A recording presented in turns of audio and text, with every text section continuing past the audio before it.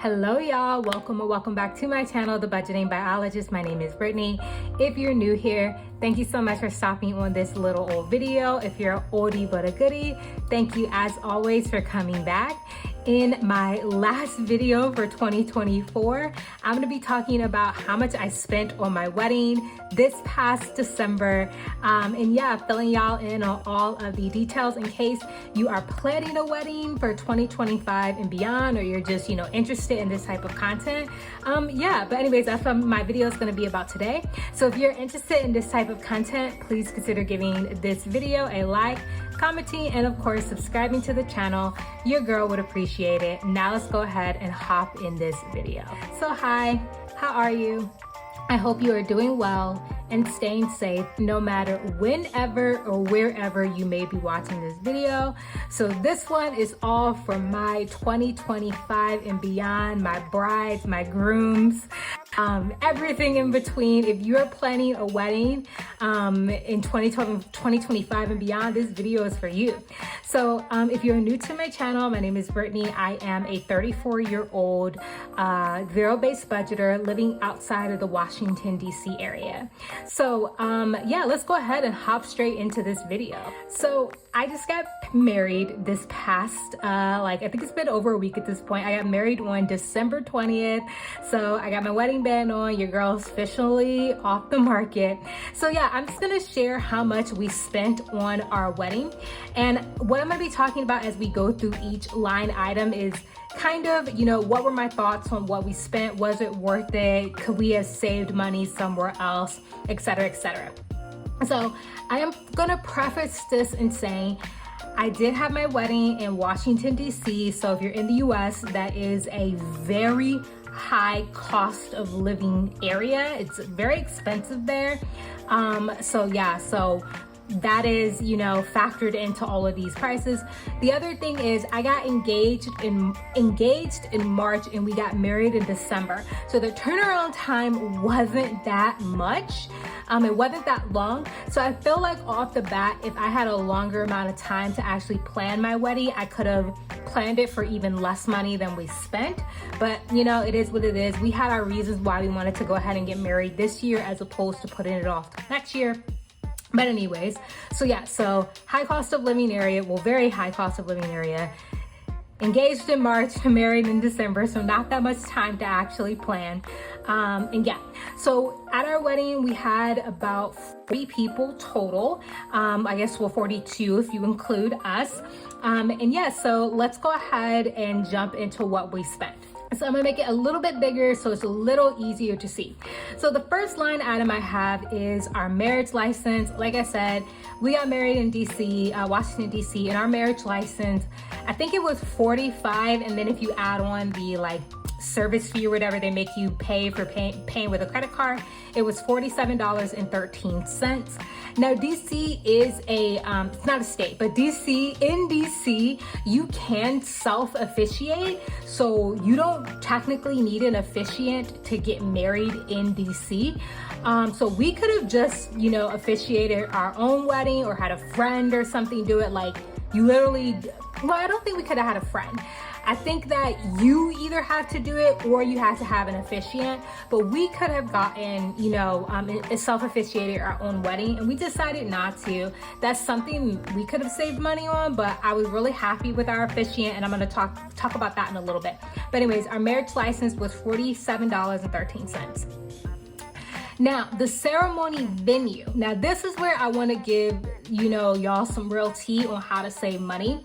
So obviously in DC, everything's expensive. And when we were looking up venues, just traditional wedding venues, the prices, y'all, were absolutely insane. So I had a friend who got married a couple years ago in Georgetown, which is a very ritzy neighborhood in DC. And I asked her how much she paid for her venue in the Georgetown waterfront. The venue alone, not including anything else, was $20,000. So that is what I was working against when I was looking for a venue in DC to get married in. Obviously, I did not want to spend $20,000 on just a venue. We had set a cap a budget of $15,000 is what we wanted to spend. And obviously that would have been our entire budget. So what I did was I started looking at historical sites, things owned by the federal government, things owned by Washington, D.C., things owned by like historical churches and etc. And if you live in a city, like let's say you live in New York or LA or Chicago, I guarantee you there's going to be beautiful venues owned by your city that's going to dramatically lower the cost of getting a wedding venue. So the place that we got married at is actually like a religious house, but because it's a nonprofit, what we actually paid for the venue was really just a donation to the nonprofit. We could have paid $0 if we wanted to. We still would have had to pay for insurance and book it. But they told us that like typically people donate anywhere between $1,000 to $2,000 to use the space, and that is what we did. So yeah, if you live in a big city like me, or live near a big city, or want to get married in a big city, look for historical sites, look for nonprofits, and look for places that are either owned by that city. And I guarantee you the price is going to be so much lower. So for our venue, and we had it from 11 a.m. to 3 p.m. So we had it for a good amount of time. We only paid $1,750. So I was more than happy with that, paying for our venue. And that's including the liability insurance that we had to pay as well. Next on there is marriage counseling. You know, I am all for therapy. I am all for counseling, and luckily my husband agreed. So of course, we decided to do marriage counseling before we got married. We actually did it, I think like between like June and July of 2024. And our marriage counseling was $97, 100% worth it. If you're planning on getting married soon, do marriage counseling. It exposed so many things that me and my husband didn't really think that we needed to talk about. It was just really helpful. And again, we did ours online, and it was only $97, and 100% recommend do marriage counseling. I wouldn't, this was 100% worth it. Now moving on to the photographer. Now, if there's any area of your budget that you're gonna splurge on, it needs to be your photographer. So our photographer wasn't with us for that long. He was only with us for 2 hours, I think 2.5 hours, and we paid him $1,250. So that's a lot of money per hour. But baby, when I tell y'all our wedding photos came out chef's kiss, like it was worth every single penny that we paid our photographer. And the fact that he was also really good at crowd management. So when we were trying to like wrangle our guests to like actually go take pictures, he was so professional and making sure everyone was in the right place at the right time. We already got our wedding photos back. It's barely been over a week, and we already got our final wedding photos back. They are stunning. Like, I could not have been happier with this photographer. 100% worth it. We did, this does include the tip that we gave them, and it was just 100% worth it. So please, y'all, don't skimp on your photographer. Don't skip on your photographer. Also, me and my husband, we are African American, so we have darker skin tones. So one of the things that was really important to us was making sure we found a photographer that could, you know, shoot darker skin properly. And he did it beautifully, like 10 out of 10, 100% recommend.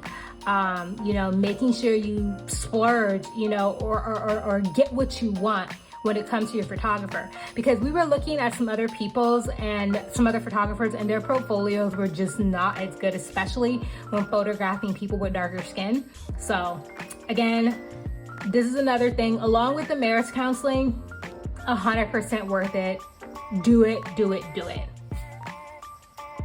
Now, here's where, if there's anything on this list, and I guess I'm gonna say this up front, where I think we could have saved money on, it was the restaurant. So how we did it is we had our wedding ceremony at the venue up here, and then the restaurant that we went to, it was across the street.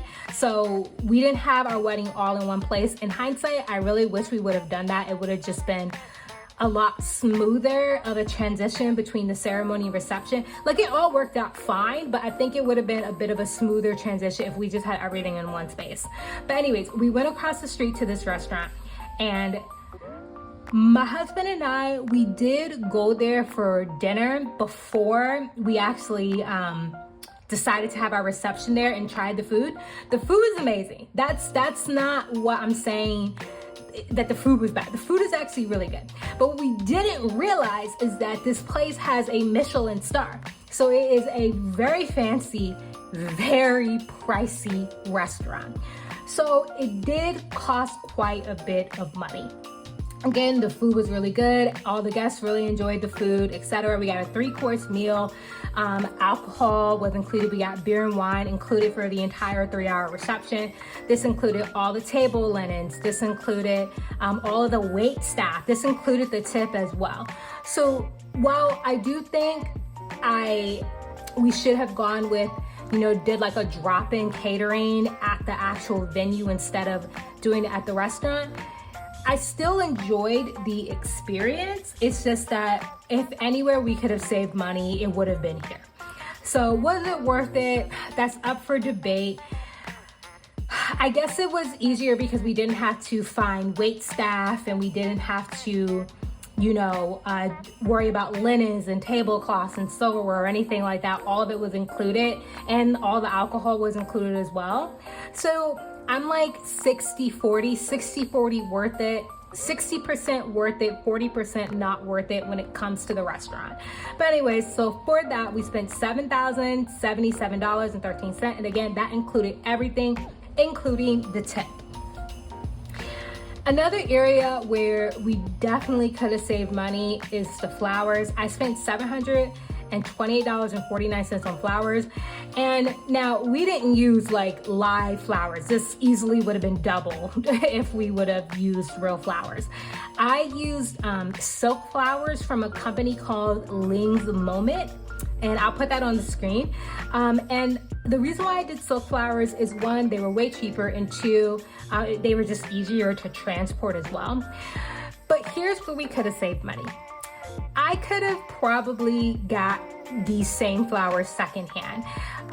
Given that I live in a very big area, a very large city area, urban area, that's what I'm trying to say, urban area. There are so many wedding groups on Facebook and Facebook Marketplace and other places, Reddit, etc., where I probably could have gotten the same exact flowers secondhand. Basically, I probably cut this price in half.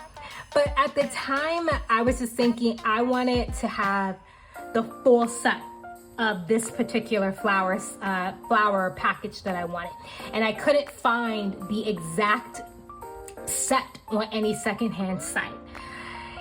If I would have been a little bit less picky, and honestly, it really didn't matter in the end, I probably could have gotten pieces of that set from secondhand and saved myself money. But it is what it is. I do plan on selling my flowers that they were only used for one day. I do plan on selling those on one of those forums as well. So I'm hoping to recoup some of my money. But yeah, so flowers, another area where we probably could have saved. And what I will say is this. Unless you're a big budget bride, which I am not, unless you're a big budget bride, get silk flowers. I mean, they look so real, to be honest with you, and no one really cared whether they were real or fake flowers, to be honest with you. So unless you're a big budget bride and you just got it like that, get silk flowers, y'all.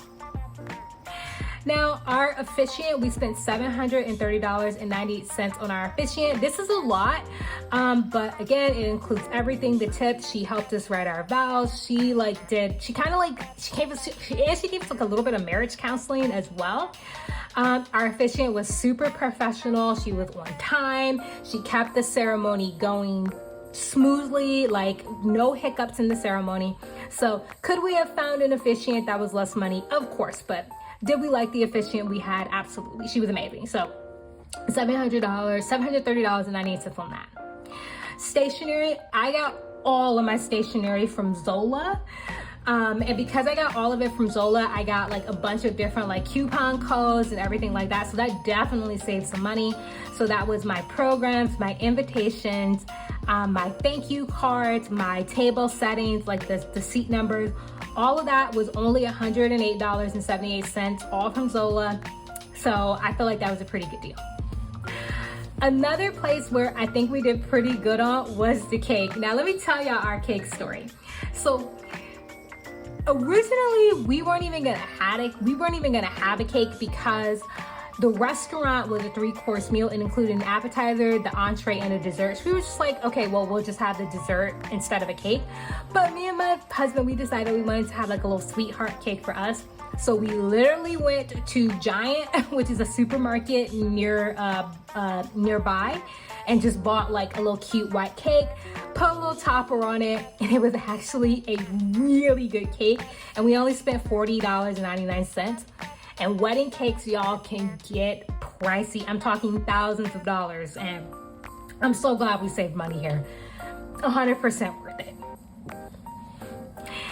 Decor, so my decor, this is separate from the flowers, but this included like the welcome sign that we had. This included like the candles that I had all around the altar. What else did this include? This included some decor that we had in our reception, like a light up sign that we had. We had like a camera selfie station, which is I'm going to talk about down here. So all of that decor in total was $381.14. Again, another area where I probably could have got some of this stuff secondhand, but you know, I'm going to try to resell some of it and then see where we're at. Polaroid camera and film. Now this was probably my favorite idea that I had for our wedding. So instead of doing a guest book, we bought those Fujifilm cameras, the instant Fujifilm cameras, and we had our guests take selfies and take pictures throughout the night. And then I had a board where you pinned the your photos, so that way we can remember the night instead of just having like a bunch of like signatures of people who were there. We actually have photographs and, you know, can visually see our wedding and our reception through the eyes of our guests. I already hung it up in my house. It's probably my favorite thing that I did for my wedding, was that idea, and absolutely loved it. Definitely worth it. And then we still have the cameras, of course, that we're going to use. One of them we gave away to my fiance's stepsister because she just wanted it, and we just like, whatever, we have 2. And the other one we kept, and I'm definitely going to get my use out of it. This next one was clothes for the wedding party. Now we didn't have a very large wedding party. We had a smaller wedding. We had it, you know, in a very short amount of time. Not short, but not, usually I think people take like a full year to plan their wedding. We definitely didn't take a full year. So we didn't have a really big wedding party. So we decided to go ahead and pay for the clothes for our wedding party. This included like the groomsmen's. We paid for their shirts, their ties, their cufflinks and socks. I paid for my sister, who was my maid of honor. I paid for her bridesmaid's dress. I paid for our nieces, who were our flower girls. I paid for their dresses. Again, it wasn't really that big of a deal for us because we didn't have a super massive wedding party. So that came in at $290.58. The hotel, this is again something that we probably could have went without. I did stay in a hotel nearby the venue and the restaurant the night before, but looking back on it, I thought I was gonna be really nervous and wouldn't sleep, but I actually slept really well the night before our wedding. And I probably could have just stayed at home. It was nice though not seeing my husband all the way up until I walked down the aisle. So maybe it was worth it. But anyways, so I stayed in that hotel the night before our wedding. And then of course we stayed there our wedding night. And that was $542.12. Wedding favors, we paid $105.19 for our wedding favors. We did Christmas ornaments for our wedding favors. While we did get married very close to Christmas, we did not have a Christmas themed wedding. But my husband's idea for our wedding favors was to get custom ornaments, and that's what I did. I just got them off of Etsy. They were really cute. I really enjoyed it. People really enjoyed them and took them home as the favors. So that was $105.19. If I would have ordered them earlier, they would not have been this much. The wedding favors were this much because I had to pay for express shipping. So again, if I had done it earlier, this would have been less. Hotel parking was $112. I mean, like, there's nothing we can do about that. It was $112 for us to park at the hotel, a ridiculous amount, but again, it's DC. What are we gonna do? So at hotel parking, this ends all the things that me and my husband paid for together. So all of this added up, I'm not gonna add it up on camera, but all of this added up is around, I think it's around like $13,990. So if we just take the amount that we paid for together as a couple, we actually came in under our $15,000 budget. And that's how we had originally planned it, is that our wedding budget was just gonna be what we were paying for together. So technically, if you include that, we did come in under budget. So really happy about that. However, if you include all of our, stuff that we bought separately for our wedding, we came over by about $1,000. So let's talk about that. So the first thing is my dress. I think I had said this in one of my previous videos. I have went into my dress fitting with a really unrealistic budget of what I was going to spend on my dress. One, I knew I wanted it secondhand, and I did get it secondhand, but I went in thinking that I was only going to spend $300 on a dress. You absolutely can spend $300 on a wedding dress. Like, you absolutely can. But when I found the style of dress that I actually liked and that looked good on me, my budget was just not reasonable. So ultimately, for my dress, this includes the dress and the alterations. I paid $1,973.81, way over my original $300 budget. I'm aware of that. But again, similar to the photographer and the marriage counseling, which are the things that I think you should splurge on 100%, you have to feel good on your wedding day. You have to feel beautiful on your wedding day. You have to be able to look back in your pictures and say, damn, I look good, I look happy. And for me to get that feeling with $1,973.81, I don't regret it at all. My dress fit perfectly. I got it altered and it fit perfectly. Also, y'all, for the brides out there, if you're getting your wedding dress altered, please do not go to a normal tailor. You have to go to a bridal tailor. The first tailor that I went to, she was just like a regular normal tailor that you kind of like see in a dry cleaner. And I took her my dress and she didn't measure me. She didn't like have me try the dress on. She was just like, oh yeah, I can take it in and get it back to you in a few days. No, I knew something was wrong. And plus the price was like $150. It wasn't that much. So then instead I went to a bridal tailor instead. And the experience was like night and day. She took my measurements. She had me try on the dress. She put me in shoes. She put me in different bras. Like she had multiple mirrors and lighting. Like it was just such a different experience. And I know if I would have went with a cheaper tailor, I would not have been happy. I don't think I would have been as happy with it, because my dress, when I tell y'all my dress fit me perfectly, it fit me perfectly. So yeah, again, out of, again, so far I have 3 things on my list that 100% I would not regret spending a dime on, and my wedding dress is one of them. My accessories, I got almost all of these from Amazon, so these were dirt cheap. Like my hair, like the hair pieces that I had, my veil I got from Amazon, like all of that was $24.85. you know, really happy about that. My shoes, also from Amazon, $38.15. Again, they were super comfortable, super affordable.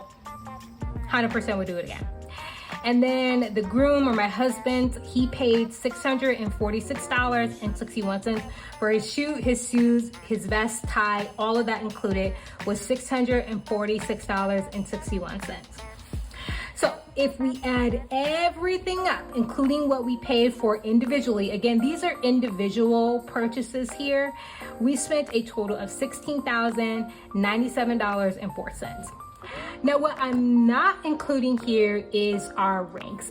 We're not including our rings because my husband bought my wedding ring. I bought his wedding ring, and that was done months and months and months ago. So we're not including that in the actual cost of the wedding. So we did not include that cost, and my husband has asked me not to share how much we spent on our rings for each other. So not gonna be talking about that. So last thing I want to say is for our wedding, yes, we did get some family and friends contributions that I am incredibly grateful for. The reason why we set a $15,000 budget is because honestly, I didn't think we were going to get any contributions. And just being totally honest with you, I wasn't expecting anything. Nothing from friends, nothing from family, and I was fine with that. You know, we're older, we're both in our mid-30s, and you know, we're doing pretty well financially. So I knew we could pay for this wedding and not have any debt, and it not, you know, really impact us too much. So that's why I wasn't really expecting anything. But I am so grateful that in total from our family and friends, we got about $8,000 in contributions towards our wedding. And I mean, I don't even know what to say about that. I am just so grateful, so thankful that we got those family contributions. However, if you are gearing up to plan your wedding, do your budget like you're not gonna get any contributions from anybody, unless like you are rock solid, 100% sure that that money's gonna come through. Budget like you're not gonna get it. That's what we did, and it worked out really well. Okay, y'all, that is gonna go ahead and end my video. If you did enjoy, please consider giving it a like, commenting, and subscribing. And again, if you're planning on getting married in 2025 and beyond, oh my gosh, I'm so happy for you. Congratulations. Please put that down below in the comment section, and I will see y'all on my next video. Bye.